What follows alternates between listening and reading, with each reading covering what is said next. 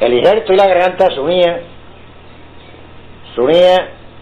con una abertura que lleva a la garganta, Sí. y llevaba dos cuñas, porque en el dental era donde,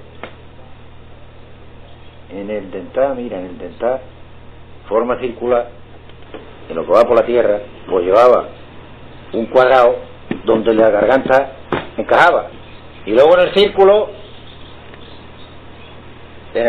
salía una telera, que me la he quedado atrás, una telera con una abertura en la garganta con dos cuñas también. La telera era de madera. Claro. Podría haberla de hierro. Sí, la telera más o menos era de hierro, De hierro. de hierro, porque la misión de la telera, como tenía que ir arrastrando, se gastaba el dental, se le hacía otro nuevo, pero la telera se volvía a poner la misma.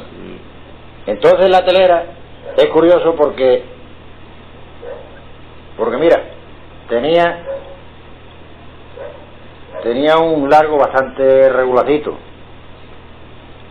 que levantaba el palo para arriba, el arado entraba más abajo, y ahí llevaba dos cuñas hechas, bien de hierro o bien de madera, que si le dabas para arriba se encajaba a la medida de que la tierra que podía sacar o las fuerzas que tenía.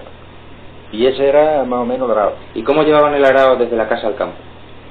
Bueno, pues el arado lo llevaban montado en la canga, montado en la canga de palo, Entre dos mulas. entre dos mulas o burros. Y no iría arrastrando el injerto. El injerto iba arrastrando, y por esa razón llevaba las piguillas, porque se le ponía un cachito de zapatilla de hierro para que no se comiera los palos. Esa era la misión de las piguillas.